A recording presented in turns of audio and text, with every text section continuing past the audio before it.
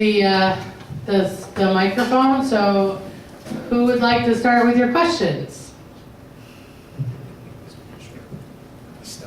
All right, there you go. Don't be shy, just jump up.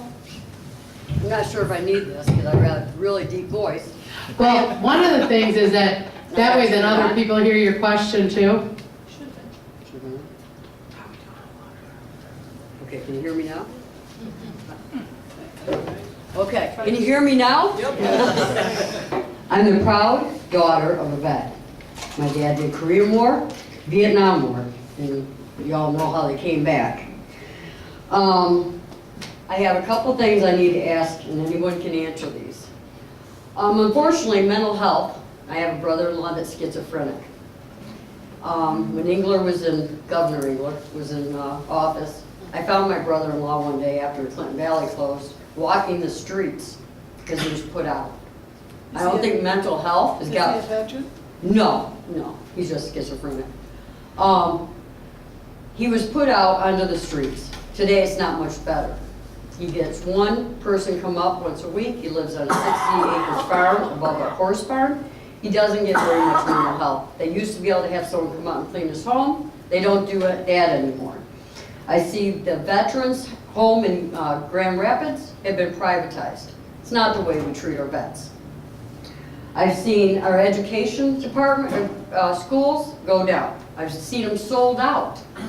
Dean Transportation took my job after 25 years. I gave up 50% of my pay to keep my job in Walled Lake. After 3 years, they came in and rebid. We lost our jobs. 50% of us left in one day. We were tired. We seen the senior tax.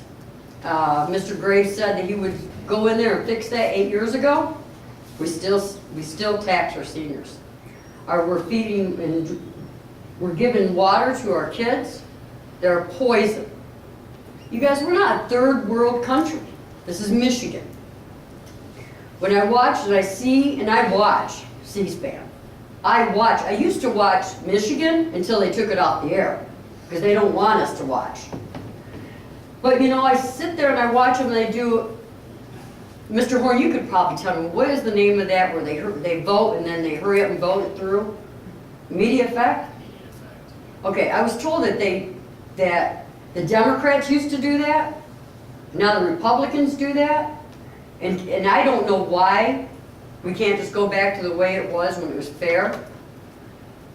But we need to start working for the people. When I call up and wanted to talk to Mr. Graves, they say he wasn't in. I find out how many days they're normally working. I think it's like 95 days a year when you put it all together. When I ask where they are, they say they're out in the field working. Where they're at? Well, they might be at McDonald's on the second Tuesday of the month for an hour. We pay good money. Our taxes to put these guys in office. We're going to put every one of you guys in office. One of you guys are going to make it. But Michigan has got to put our people back to work and no more of this partisan stuff. Okay? Mike, Dave, all of you. Immediate effect, don't do that. Play by the rules. Reach across the line and start working together because you know what? I don't want no more people being shot in a different city. I don't want kids being killed just because. And I want our mental health and our veterans to be respected. Today I went out to the Great Lakes Cemetery and my brother-in-law got put in the ground. And I thank those soldiers. And we need to start treating our soldiers better than we did in Vietnam. And I think we're getting there. But we don't need to keep fighting the fights and putting them in wars. And do the right thing. Did you have a question? No, I just want these guys to, I want to ask them about media effect. And how you're going to reach across the aisles. Anybody want to? I guess. Okay. Here you go. Since you're in office. Yeah. issue of immediate effect is a parliamentary process that allows a bill to take effect this year. Without immediate effect, any bill that's voted in, any law that's voted in, any fix that we would have made, the $560 million that we dedicated to Flint for its water crisis would have had to wait until 90 days after sine die, they call it. That's the end of the normal year. Immediate effect is an important component of that. Whether or not it's one party or the other agrees with the content of the bill that's going to be heading to the governor's desk is probably more your concern. And so if the Democrats, I was sat in the minority, and the Democrats they used immediate effect in a single voice vote, and so it wasn't properly counted. And then the Republicans did the same when they were in office as well. And so, but without that tool in both the House and the Senate, that bill would not take effect until it could be as late as 2.5 years. So that is the important parliamentary procedure, one that frankly 4 years ago my opponent ran on that issue because the Senate has a supermajority. But I guess the average guy on the street, when I do my town hall meetings, they don't want to talk about that so much. And I'll let other people answer about immediate effect if they feel like it's really, they understand it a lot. But when I go to town hall meetings, the three things that people want to hear about, number one, auto insurance reform cost, the cost of buying auto insurance. They want to talk about roads, and they want to talk about education and skilled trades and all those things. Yeah, good question. When I worked at the University of Michigan Flint, I was the director of government relations, so I was in the Capitol and saw the senator and on a daily basis. And I remember being in the chamber of the State House in lame duck session in 2011 when the Republicans ran right to work through, and they went immediate effect. And the Democrats were yelling no, but the Republican speaker at the time, whoever was in the rostrum, gavelled it through and said, no, we have enough for immediate effect. And I believe, Senator, you need 2/3 vote or something in the House to get immediate effect. You served in that chamber for 6 years. And 2/3 did not say yes, but they ran it through anyways. So it's about politics at the end of the day. The senator's right. Some bills that deserve immediate effect, especially for Flint funding to get the money to the city to fix the problem. But other bills are political in nature. And right to work was one of those that was political in nature, that did not have a hearing. It was dumped into a shell bill that was on the floor of the State House already. They stripped that content, dropped in right to work, and ran it, and then ran it through the Senate the same way. And the governor signed it that night with immediate effect. And yet there were thousands and thousands of people outside the Capitol that were barred from getting inside the Capitol to have their voices heard by their elected representatives, because it was the game that was played. And I remember being down there for that. It was an amazing experience, unfortunately, and maybe is a way to put it. It wasn't democracy in action, that's for sure. But that's what happened. And I imagine if I get elected, one of the first bills I'm going to run is to get rid of the senior pension tax that the Republicans passed in 2012, to shift $1 billion from corporations to individuals in the state to pay for. That shouldn't happen. And you wonder why our roads are crap, and we underfund our schools, even though there was a nominal increase in K-12 funding this year. We're not where we're supposed to be, even with the governor's own funding plan. We should be at $10,000 per kid. We're not. We should have, our students should not have to graduate from 2-year, 4-year institutions with thousands and thousands of dollars in debt, but they do because we underfund our post-secondary education in this state, because we wanted a $1 billion tax cut in 2012. And now we have a $1 trillion tax cut because of the president, that we're all going to get to pay for at some point. So we got to fix what's going on. Yeah, the conversation is polarized to the left and to the right, and as Renee said, we got to find that middle ground again, to find the compromises, to do good public policy, so that a City of Flint episode does not happen again in this state ever again. That should not have happened in 2014. That was bad government, Having served my community for 18 years at the local level, we have three things we're supposed to do as local officials: the health, the safety, the welfare of our citizens. This governor, this legislature, these state agencies failed the residents of Flint, and they're continuing to fail the residents that have problems with PFAS and PFOS in their drinking water. And that's got to stop. And that's going to stop next Tuesday. Thank you. Next question? Well, mine just got answered, so thank you. My name is Linda Fritz. I'm a retired teacher. When the bill came up in 2012 about our pensions, I called everyone I could on my source book that was even not my representative or my senator to get their views. And the thing is, I retired in '99. I'm paying over $100 a month for state tax that I had to sign a piece of paper in '99 that stated, and I still have the paper, is that I would not be taxed onto it. I'll never recoup that $100, and each year it increases. I have friends who retired, they're paying more because they had a master's or double master's or coached in varsity sports. I have one friend paying over $300 a month in state tax. Now, she's probably the exception. I fell under the rule of, I was born between 46 and 52. And that's not right. I called and said, if you want to put the tax on people who are retiring 2012 or after, that's one thing.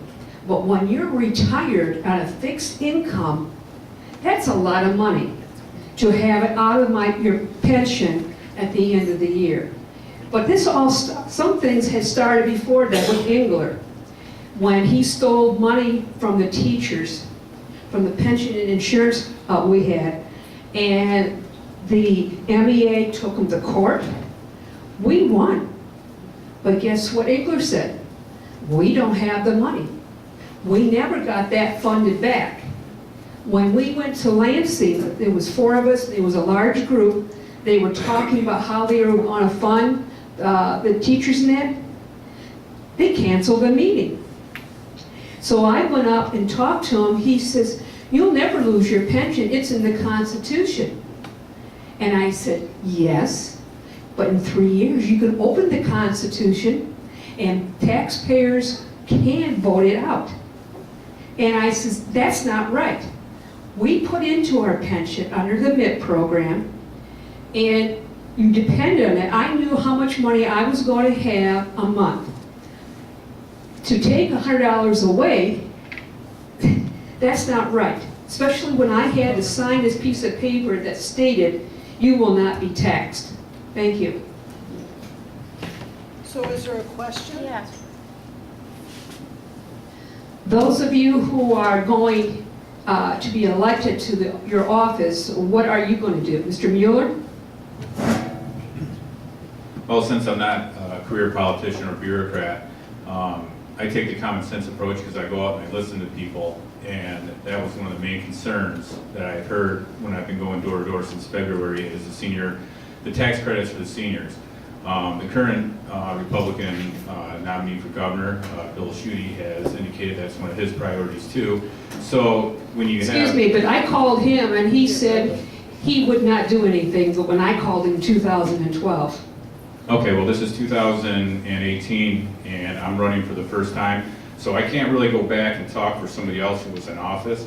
I can tell you that from my experience as, you know, as being a police officer, you're also a mediator.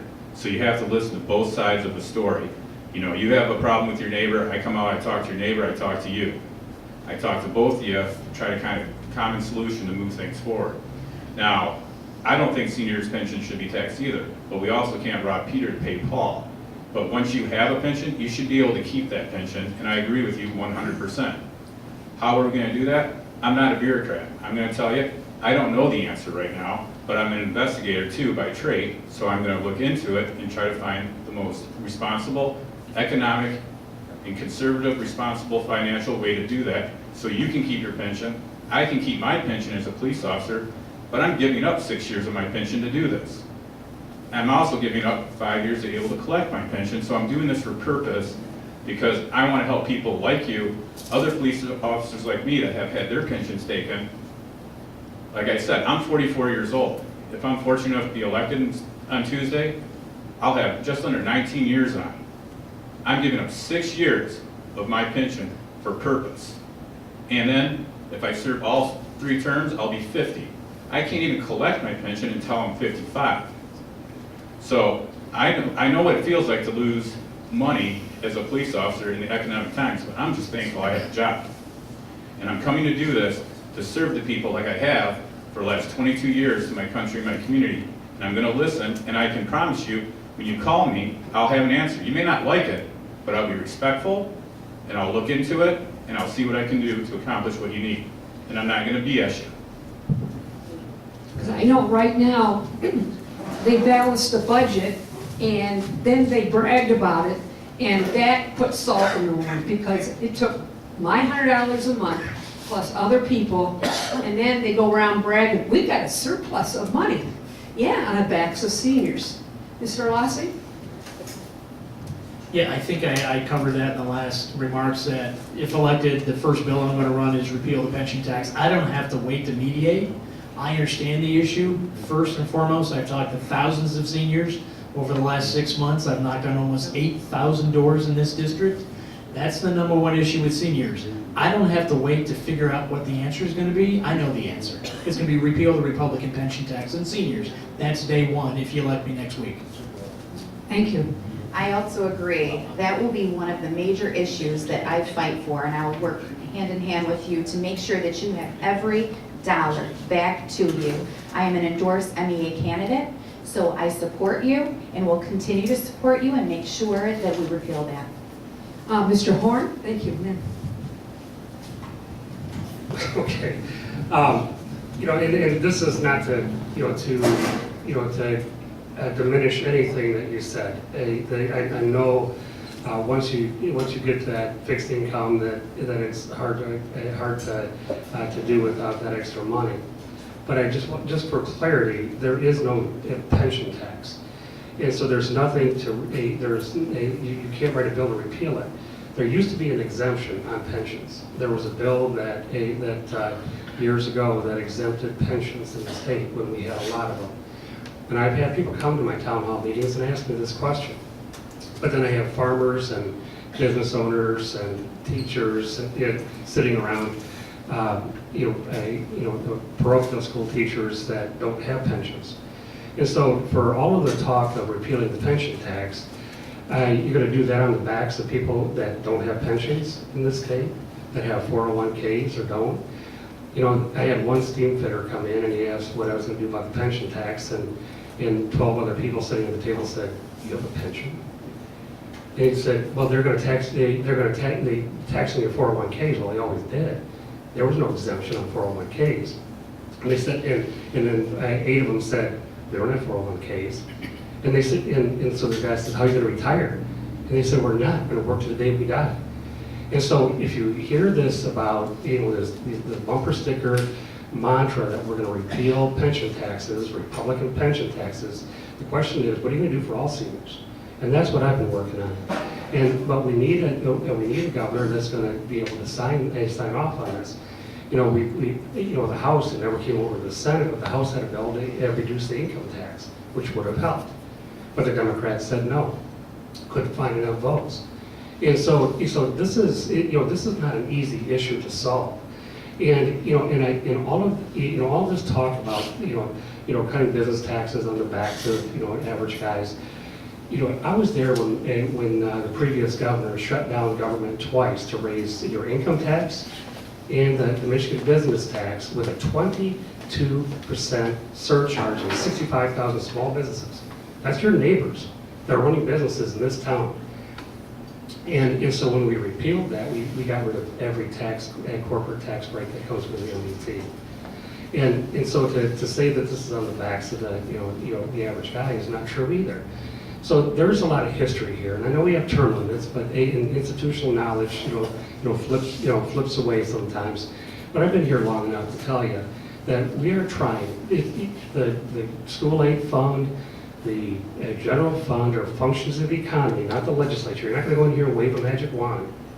And so we're gonna work with all of you. And, you know, and just remind you too, and these guys that are running for office are gonna face the same things. I have in my district 270,000 bosses. And I can guarantee you, every single one of them has a different idea how to run this great state of Michigan. You know, the best thing we can do is just go out and talk to as many people as we can and go down and, you know, to Lansing and say, in general, my district feels this way.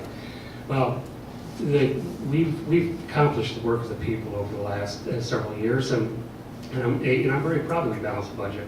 And those extra dollars that are coming into our budget are because of some of the things we did. And we're splitting that between roads and schools, things that the people want.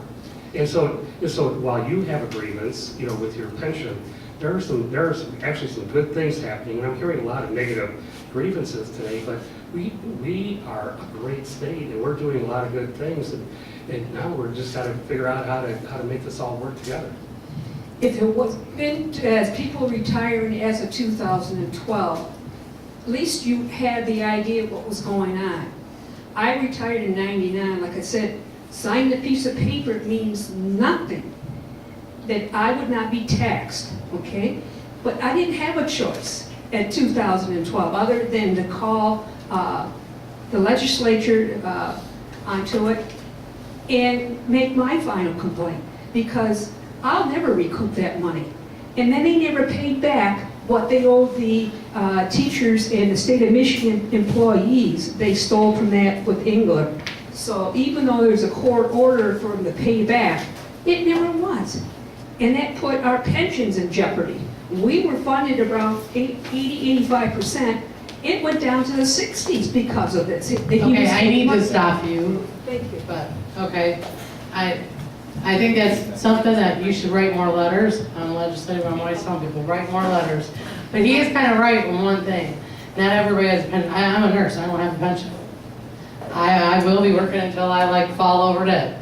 But, so we have a question back here. Yes. Can you hear me? Get up to your, the green light's on. Can you hear Thank me? you. Yep. This comes up again. Go back to 2010, June. Fraternal organizations were hit with something that really hurt the income and the giving to the community and making money for the state. That was the no smoking ban that went out. A great thing for health. I'm not a smoker myself, but this hall at one time serviced 150 people at least once a week and twice a week, including Sunday, and a smaller bingo on Wednesday morning for senior citizens. And I'm not saying that smoking is part of bingo, but that draw a lot of people in. We were under the assumption of the people in charge at that time that it would not affect fraternal organizations, and we could vote within our organization whether we wanted to be a non-smoking or a non-smoking activity, which our fish fry has been since we've been here. We don't have any smoking out here or any alcohol. We voted for that. We didn't have a choice because once the law came down, our bingo stopped. Our income stopped. Our giving to the community on our scholarships and the programs that we run for the community and for our veterans, we lost a big income. Our club room, which is not packed like people think it is because it's a VFW club and we have a bar, it's not packed anymore. Never was really packed, but there were a place where the veterans could come in at 7 o'clock in the morning, I can remember. A lot of them just came in and drank coffee. Some of them took out their big stogies and their pipes or whatever and played cards and socialized. That ended. Grandpa, Grandma, my father, me, any veteran was stuck with his garage in his little bunny, wife's bunny slippers and what do you wear? That little shawl, you know? And they're out there smoking their stogie with it because the wife don't want it in the house. And some of them caught pneumonia, some of them we lost. It wasn't healthy to do that long. At least they came down here and we provided some very big machinery in this hall. We were about 160% above what we needed to be and we had a no smoking area. Same thing out in there. We had 3 big smoke eaters out in our club room so that actually there wasn't a problem with the smoke. But that was a smoking issue, and a lot of fraternal organizations lost out. I think we missed the ball on that because in other states, they do have the no smoking ban. All federal buildings, there's no smoking at the VA. All the veterans are out in front of the VA smoking in a designated area instead of in there, which is healthy. I'll agree with that. But what good did it do when we lost money? Because you know that when you do gambling and gaming in Michigan, the state makes money on every single bingo paper or card that we do. There's money going to Lansing before we even make our money. We have to do the work and Lansing gets the money. It's the same as the sales tax. The state makes money through the sales tax. Okay, fine and dandy. We all understand that. We have taxation on our food. But the money, the grocer and the businesses, everybody that's paying sales tax, the money goes to Lansing automatically. You're doing the work if you're a businessman, but the money's going free flow. But I really got hooked and really upset over fraternal organizations not being able to run their fraternal organization. And what we fought for as veterans, we cannot even do anything about. We have the choice in our own post or nonprofit organization. We should have that choice to give back to the community and make money at the way that we were doing in the past. We don't put it in our pockets. Believe me, nonprofit is exactly what it is. And it's become a bigger thing now called nonprofit. Do the paperwork sometime if you're a nonprofit organization and you'll pull your hair out. But we need that to come back. The promise that was made did not happen. We should have the choice of what we want to do in our own building. So I guess the question is that What can you something do? that the congressman can work on the management of fraternal organizations? I'll start this again, because I don't want to hear from everybody. But I was there and voted no on that ban, and don't get me, I'm with you. I like walking into a restaurant, not smelling smoke. I can appreciate that, and I understand, the intent behind it. But we have the strictest ban in the country, and it's designed around areas where food and beverages are intended to be served. So even in private clubs, on golf courses, on outdoor patios, you'll see people smoking cigars on a golf course, but it's against the law. There's just no enforcement. And so we're kind of twisting ourselves in the pretzels to kind of bend that law a little bit for outdoor patios. But we've co-sponsored bills, as you know. Rick Jones had a couple, allow fraternal orders in private clubs to be able to, make that decision on their own, and that should be. But this governor would say would veto every idea that came across. So somehow that's been in the future we maybe will be able to loosen that up a little bit. Anybody else? All right, other questions? Can you hear me okay? Yes. Okay. I got two things I want to mention. First, on the pension program. I was working at my community college when MIP came out. I was one of two payroll technicians at my community college. And as I looked at basic plan and the MIP plan, the only advantage it gave me was if I took on MIP, I would be able to retire 3 months earlier because of my birth age. Well, now I've got my 30 years in, more than 30 years in, and I'm 58 years old. I could have retired, but I can't. When I was looking at my retirement back then, making those decisions, they said if you have 30 years in, your health care is paid. And I thought, as I get older, that's the one expense I really can't cover. As you get older, you have health care issues that are extreme. So I figured as long as that's taken care of, I will have that freedom to be able to be the artist I want to be when I hit 55 and start the real career that I wanted. So I stuck in for 30 years because that's what I planned on, because that's what I was promised. When you make those changes, you have to make those changes where people can plan so they can be able to retire based on those changes. If I knew now what you were going to do and change things on me, I could have gone and took out an IRA and have that and be prepared. When you go and make those changes, you have to take a look at what point you implement them into which grouping and not hurt so many. That's the point I want to make on that. The other thing is veterans very much appreciate and knowing the difficulties of what it's like to come back and try and fit into community. I teach in the Flint schools, and it is emotionally draining in so many levels. I'm still teaching there and not anywhere else. I will not look for another art teaching job because those are my kids, those are my heart. These are some amazing students in there dealing with so many amazing arts, but it's emotionally draining for me. It takes me a good month to get back to who I normally am because I'm really shook up now just thinking about it. I don't necessarily feel that I can go out into some areas anymore because it is predominantly white when I'm in a predominantly black classroom. And it is such a different community setting because my kids have so much spirit and heart that you guys will never see. And it breaks my heart. And the arts are so powerful. When you get elected in office, this is something I want everyone to be aware of. One of my other jobs, because of course as an art teacher I make $34,000 a year, and almost all of us have to have another job. And this is even after I have a master's degree. I have another job at the Greater Flint Arts Council. I do a few odd jobs for them. One of them is regional regranter for the Michigan Council for Arts and Cultural Affairs. They get taxpayer funding, legislator appropriates some of that to MCACA, and from that we award grants out in the state to work with arts and professional development. In those grants, they put a preference to those who are in veterans, art programming for veterans, veterans who are artists and want to do more. Quilts of Valor, an amazing program. Wounded Warriors Project, amazing programs.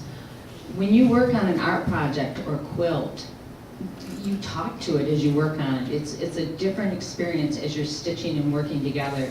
We have so many art programs that you can be looking into and getting funding to support that. You can look at a painting or read a book. You could read a whole chapter and get a feeling of that setting and environment. You could look at a painting and do the same thing. You could look at a movie. The arts are a very powerful tool of connecting people who need to readjust or fit back in and make those connections. So as you get into Lansing, make sure you support those arts and keep that out there, because in these inner communities, this VFW hall could get funding to do a program once a week for your artists, whether it's bringing a musician in. One of the amazing programs we funded the last 2 years is called iMichigan. In Genesee and Lapeer counties, they went out and they recorded veteran stories, and the fellowship and the process through that was really amazing to get a chance to see it. That's all I wanted to mention. Please support the arts. Okay, I got a quick question. This is county commission, so you guys talked about like this is, you know, you're running and things like that. What is the #1 priority for you in the county? I know one thing that is a diligent thing is that snow removal and the prioritization of the different roads. Dirt roads, back roads are like getting left till the absolute last. But we're not even getting plowing on the Fenton Road last year in that huge snowstorm. Fenton, Leroy that goes into Fenton, hours and hours and not one plow that came through. Is this how would you address this on your, as a county commissioner?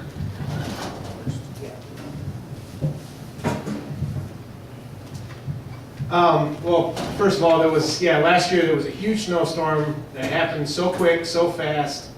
There was enough complaints coming into the Board of Commissioners and to the Road Commission that they actually removed the director of the Road Commission at that time. There was enough complaints that came in, and it just seemed that there wasn't enough good organization.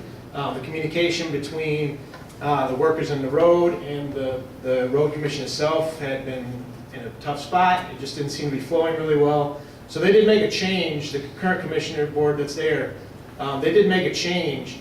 And I think a lot of it starts with the leadership. The man that was there, he was well respected and worked very hard, but I think unless you have the qualities to really get your troops together and get them in line and organize and be prepared, you know, obviously plowing the entire county when 16 inches of snowfall in an hour and a half is going to be a challenge on anyone. You know, I felt like he was kind of unfairly taken aside on that one. But I think it starts with, there is obviously, it exposed some sort of lack of cohesion and lack of communication that was going on in the road commission. And as the county commissioners, we oversee the road commission, we oversee their budget and how their operations run. But we ultimately trust them to make the decision on how that's run. And really the only power the Board of Commissioner has is to make sure they're not wasting money and they're not letting it slip through the cracks, and that they have the right people in the right places. Just to add to that, part of the problem is you have long-term legacy costs that you're paying for instead of paying current workers to actually do that job. A friend of our family is actually on the road commission up in the northern part of the county, and he will tell you there's not enough drivers to take care of what's needed. There's not enough equipment to take care of what's needed. And the real problem is, for too long, the Board of Commissioners is set up there in Genesee County is not prepared long-term plans to deal with legacy costs left over in Genesee County. That's one thing I'm very proud of in Fenton Township, is that we have taken care of all of our long-term legacy costs, and we're 100% funded with that. One of the few municipalities that can say that.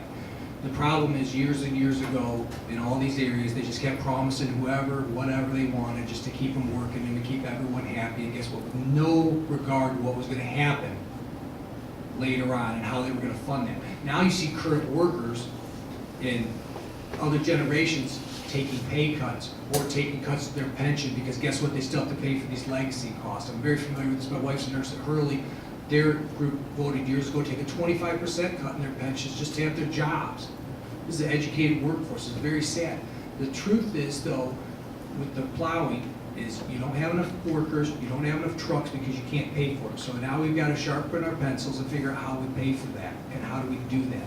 And like I said, my background's in finance and in business, and I think I have a few solutions that we can work on, and they just have to be diligent on the contracts they put out. So that's where we are. Thank you. During my service with the city of Linden as the mayor for 12 years, you know, and dealing with those snowstorms firsthand with our guys is, you know, we prioritize the main roads in the city of Linden first and coordinate with the county road commission on those roads that we shared services on. So we would do Bridge and Broad Street, then we get to the neighborhoods, and then the last thing we do would be the city parking lots. Because we know, you know, first and foremost, if there's an emergency, 911 has to be able to get through. Those ambulances and fire trucks and first responders have to get to their destination. So we make sure that we were up on the clock and make sure, you know, watching the weather forecast and get those roads cleared as quick as possible and maintain them for as long as possible until the weather system itself passed through. Much different than the county, because, you know, we're only 3 square miles, obviously, but the same principle applies. We've got the manpower, and those guys will work on double shifts, and we were blowing budgets and holes in the budget, but you have to pay for that to have the roads open and clear for emergency responders. Did you have a question? Yes, actually. Hi, I'm Chris Blair. So I've got probably a 2-part question for the state level candidates. So I've got lots of opinions about things that might be considered, you know, I'll say partisan in nature. I'm going to leave those aside.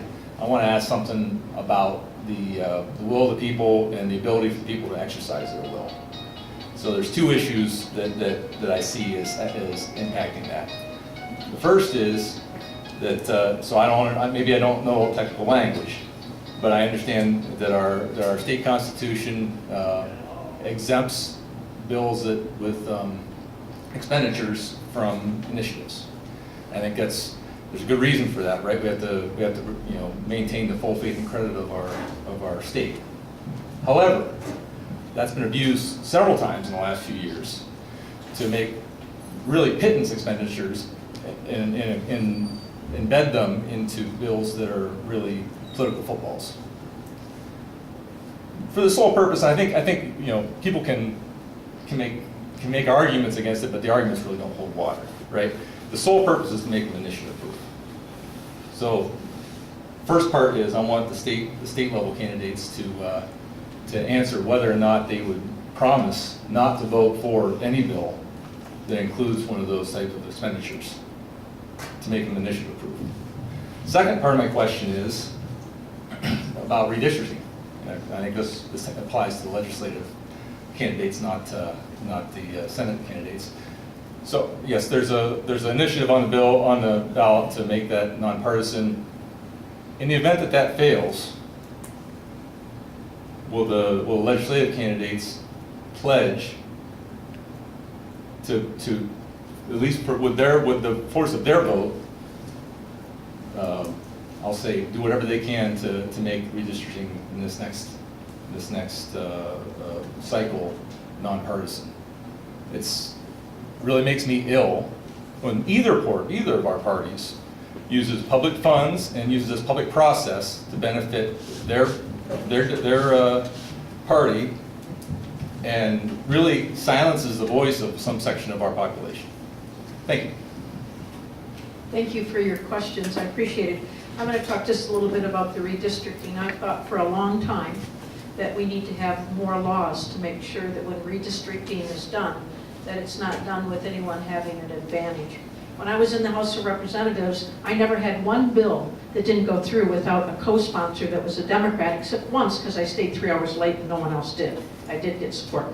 I have a long history of working bipartisan, and I'll continue to.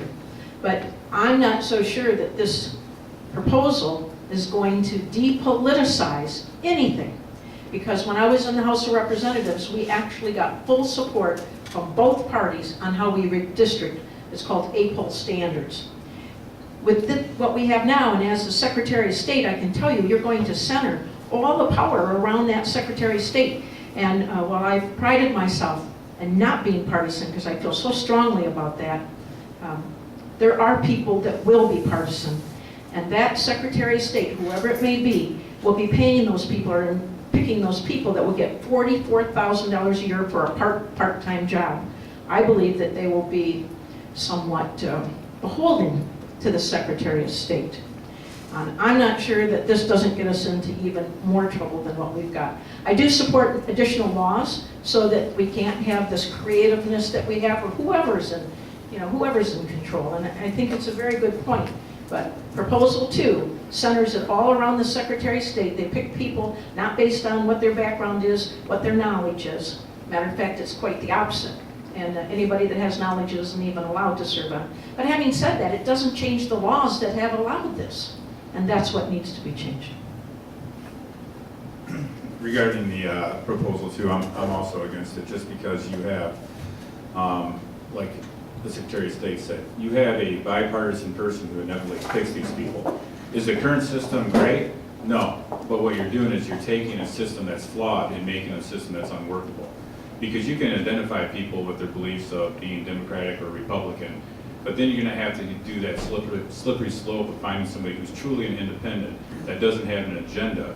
And when you have that person who is bipartisan picking those people, that just to me doesn't sound like they can do it fairly. Do I agree that, I mean, Dave and I's district, the one that we're running for, is a perfect example. It was carved out. I mean, it's, you know, my dad was a state representative back in the 70s and 80s, and it was the 83rd district, and it was Monday Township, part of Flint Township, Clayton Township, Gaines, Fenton, Grand Blanc, and it was different. But, you know, the laws are what they are, and they are drawn, you know, based on the Constitution, and when we start opening that back up, it's been like that for a long time. And like I said, we're taking a system that's not perfect, and I agree with that, but we're putting the power basically into the hands of a single, not a single person, but a bipartisan position. So maybe I wasn't clear though. So my question was, in the event that that's not passed, will you pledge that your vote will not go towards a politically motivated gerrymandered map? Well, what I can't make pledges when I'm not there, but I can tell you that. Okay, I think you answered the question then. You know, but what I can tell you though is I can follow the rule of law and follow what is drawn. And I agree with you. I'll say it right now that I agree that the current district that is in place is a drawn district that is not, I don't think, fair. And I'm just being honest with you. So I guess the other part of my question was about the initiative proof legislation. which And you're- I'm not exactly sure what you mean by initiative proof. I honestly can't tell you exactly. Are you asking like when a bill comes through that it goes, what's in it, is exactly what's in it? The practice of artificially including expenditures in a bill. Well, that's why you do the to bill. To protect it from being challenged initiative. When things like when you implement a bill that, you know, for instance, maybe it would take millions and millions of dollars to actually implement that policy, but there's a $10,000 expenditure attached to it for no other good reason than to prevent Pork the barreling people basically from, where you're trying well, to not tax pork something in barrels, there. it's preventing the people from repealing a unpopular law by making it immune to initiatives. I believe that's the right terminology. I might be using the wrong terminology. You can explain it a little bit better, and I know he'll know how to answer it. I think that what you're talking about as I'm walking this way is that those are called riders, and I, as the legislative chairman here at the auxiliary, and I put it out in my newsletter, is that one of the things that we do is that we write letters to our congressmen, our senators, the governor, the president, and we say, and a classic one is the pro-English, okay, that we want to have that we want the official language to be English. That's something that VFW and all the components have sort of pushed over many, many years. But what they generally do is they'll put that, they'll have that, and then they will have a rider that's a little clause that's really, really bad in it. And if the pro-English pass, this thing that got slipped, the rider that got attached, would be something that would be very, very terrible for veterans. So then we write those letters saying, don't do that. So I guess our question is that, I'm just gonna, as I let you talk, is that when people are writing you letters, Right. that number one, we get responses, and that you do follow our request for votes, yay or nay. Yeah, Chris, I think the answer to this question is the emergency manager law. Let's roll back the clock a little bit to 2008, 2009. State Rep Al Pashaka from St. Joe's introduced the enhanced, I'll say it that way politely, emergency manager law. It was passed into law, gave the emergency managers who had control over our cities or school districts that are appointed by the governor of the state enhanced powers to disenfranchise residents from those impacted districts. There was an initiative, a petition that was circulated and passed and was on the ballot in, I think in 2010 maybe off by a couple of election cycles. Let's say assume 2010. It was approved by the voters of the state of Michigan to overturn Rep. Pashaka's enhanced emergency manager bill. What happened in lame duck? That same bill was passed with, as you mentioned, an expenditure attached to it, which makes it initiative proof. So the Republican-led legislature added a $100,000 expenditure to it, which then put it back into force of law with immediate effect once again, even though the Democrats objected both in the House and Senate, they were gavelled down. And what you saw in Flint is what happened when democracy loses in this state.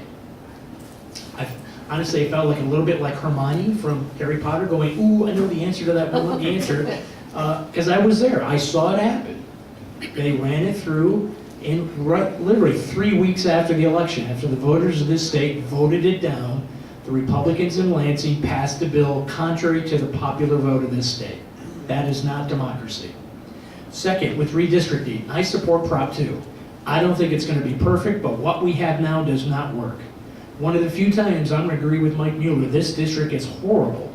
It's wonderfully gerrymandered by the Republicans in 2011. And why is that? For those of you that remember Paul Scott, who was a Republican state rep here, when this district was all in Genesee County and then he got recalled in 2011 by the MEA because he passed legislation that impacted their ability to teach. The Republicans in 2011, when they got the census data, drew a district, and now we're seeing all the emails come out of the Michigan Chamber of Commerce about how they wrote these districts favorable to Republican elected officials. And that would be Joe Graves, who currently holds the seat. They gave, even though there's more Democratic votes in this state, there's more Republican office holders because of the way these districts are created. It is not perfect. The Democrats do it, the Republicans do it. The Prop 2, I love democracy. okay? We fight for it, we live it, we breathe it every single day, and it's our job to defend it. But I think democracy we need a bump in what's gonna happen with the next redistricting. Now, if this proposal passes, I don't know if it's going to, and actually it's not gonna take effect until after 2020. So it doesn't matter what we all do up here or say up here, because it's really, as soon as you ever get elected in 2020, is gonna be making those maps. Either the independent commission, or if it fails, goes back to the legislative branches. But I will pledge, because I'm gonna do that even though I'm not there, that I will not vote for a bill that has an expenditure tied to it if its sole purpose is to thwart democracy. And two, I'll vote for a redistricting plan that is at its best nonpartisan, to give us equal districts across the board. Because it's my good friend Rosalind Bliss, who's the mayor of Grand Rapids, said it at the MML board meeting, at the convention we had in Grand Rapids, is that she has so many districts that are so ruby red around the city of Grand Rapids that whoever comes out of the August primary is so far right that they vote to harm her city with policies. And it drives her crazy. And the only way to fix that is to have good democracy, and let's end gerrymandering today. Any other? You were asked all that. I just saw Mayor Lawson with the hand up, so I figured he'd want to chime in as a former mayor. The first, let me just tell you on the whole redistricting issue. The proposal 2 is funded by dollars outside of the state of Michigan and primarily partisan. And people come in and they pay people to get signatures for a ballot for a citizens initiative. I think this time around was like 250,000 for a referendum. There's a certain number for a constitutional amendment. There's 350,000. So they come in and pay for those signatures. They come in and they pay for the advertising for it, and they tell you, how bad this process is in Michigan. There should be a cleaner process to allow democracy to happen. That Michigan should be in charge of its own destiny, I think, rather than thinking